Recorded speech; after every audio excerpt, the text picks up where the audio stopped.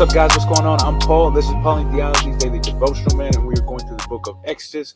We're in Exodus chapter 4, verse 27 through 28. 27 and 28. So if you haven't read it yet, stop the tape, check it out, see what it has to say. If you have read it, then, man, we're about to jump into it. Before we start, I want to apologize, man. I missed yesterday. It slipped my mind. It's like I was just about to go to bed, and then I was like, "Oh man, I didn't do the video, man." It's been kind of tough doing these events. It's been a lot more on my plate than I thought, but that is no excuse. If I'm here to tell you we should be doing daily devotionals, then I should be doing this stuff daily, and that right there, that just shows the difficulty in what it is to daily devote yourself into reading the scriptures and praying. So, I mean, if you miss a day, know that it's not easy, man. It's not easy, man. But we are committed and dedicated, and we are going to continue to do it. Also, just find grace in yourself, man. God gives us grace. And so when you miss, man, don't beat yourself up. It is what it is, man. Just get back on it and keep on cruising, man. So, if you haven't read it yet, or I already said that, I'm sorry. But if you have read it, let's jump in. I'm here to help you trust in Jesus, and I hope that I'm helping, man. But what's going on is the first question. What's happening in the scriptures? Well, we talked about in the last episode how there's these like little bitty episodes that are going on at the end of the chapter of chapter 4. And this is another episode. So the first episode was Zipporah, and it was a understanding, a juxtaposition between Pharaoh and Moses. And now we're going to see another little episode right before they head back in. And God appears to Moses' brother Aaron and says, "Meet your brother." He says, "Go and meet him over at the mountain of God." And he saw him and kissed him, man.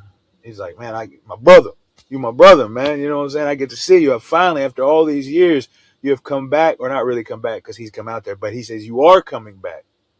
He's excited about it, man. He's excited. And God knew this. And so I really want to say, what does this say about God? God is omniscient. You know, God knows what's going to happen. But not only is he omniscient, but um, he is in control. He's in control. And so he already orchestrated this, because most scholars believe that this is not occurring right now because of the time it would take for him to actually meet Moses at this mountain, but that this happened previously while all of these other events are transpiring. And so when God is telling, "All right, I'll send Aaron," he already had Aaron ready to go en route so he could meet them there.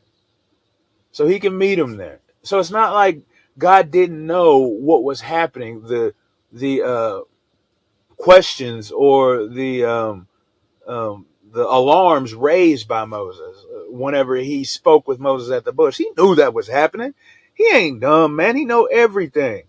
But he's also orchestrating these things to happen so that way the trust could be confirmed or founded.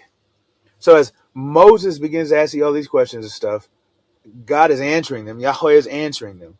But he's also moving to accomplish the task that he said he was going to do.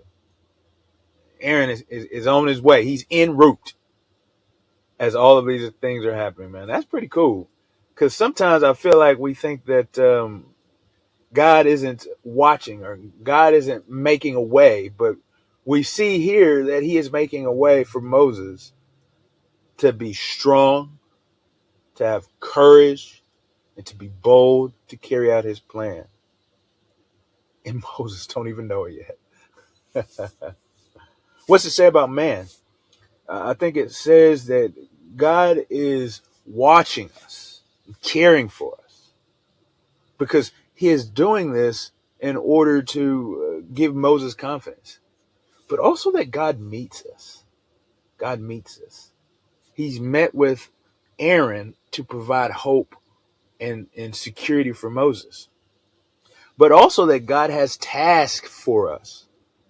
See, Aaron is doing his thing, probably an elder in the community, because when they go before the community of God, they're going to listen to Aaron, or at least give him the time and space, because earlier we talked about how Moses was kind of shunned by his people. That's why I had to leave whenever people were like, who made you an arbitrator or a leader over us? Well, if they were going to be able to listen to Moses, then it's probably because Aaron has some kind of leadership in the community. And this goes back to another thing about God is God uses people and moves people and strengthens people and places people in positions so that he can accomplish the task that he has desired to accomplish. And so he got everything. And so whenever God speaks with Aaron, we got to recognize he has a purpose. We have a purpose. He has a plan for us. He is orchestrating events so that we can fulfill those things in Moses and also in Aaron. And that means it's with you and it's with me as well. How do we apply these truths to our lives? Then we got to listen. We've got to listen. We've got to hear from God. We've got to hear him speak when he speaks. And then not only that, but take the action to go. See, it's not only that Aaron heard God, but he actually did what he was supposed to do.